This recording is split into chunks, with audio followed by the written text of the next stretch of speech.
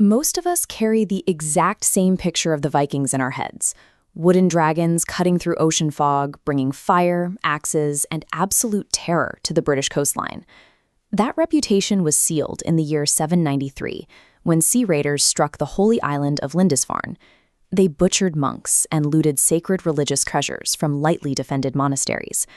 For centuries, that brutal snapshot has defined their legacy. We picture them as pure opportunists, warriors who struck fast, grabbed the silver, and vanished back across the sea. But freezing them in that single violent frame hides a much larger historical reality. The men and women who arrived on those ships had ambitions extending far beyond temporary plunder. If they were strictly hit-and-run thieves, Britain's map would look different. Instead, northern and eastern England are spotted with ancient Norse markers. You see it in place names. Towns ending in BY or THORP, like Derby or Scunthorpe, are settlements founded by Vikings. Take Grimsby. The name itself is Old Norse, literally meaning Grim's village. The cultural footprint of those early arrivals is still stamped on modern street signs. You do not get to name the towns if you pack up and leave. These people saw fertile soil and vast opportunity. They crossed the water to claim a piece of Britain for themselves, stepping off their ships to establish permanent colonies.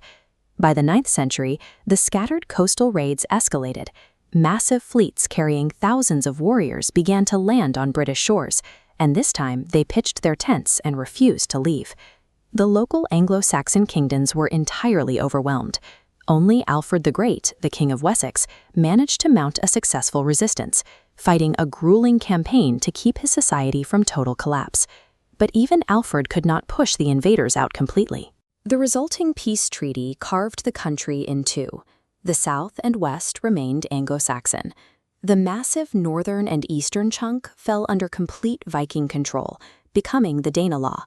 People living here answered to Danish legal codes, paid Danish taxes, and followed Danish customs. This boundary line represents the exact moment the newcomers stopped acting as a hostile occupying force and started governing a functional, organized society. The capital of this new society was Jorvik, the city we now know as York.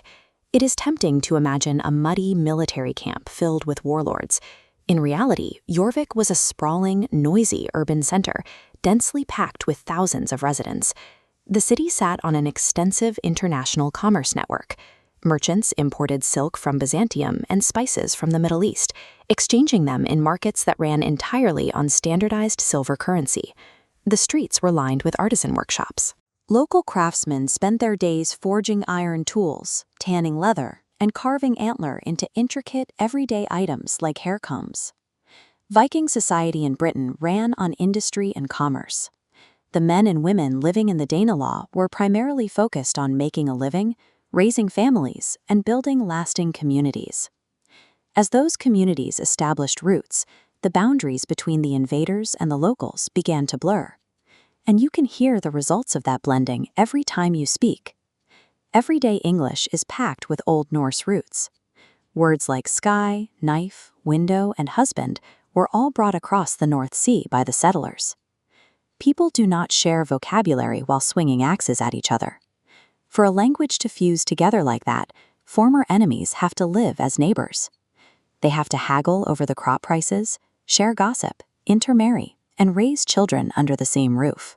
The ultimate conquest of Britain happened quietly, generation by generation, as two distinct cultures dissolved into one.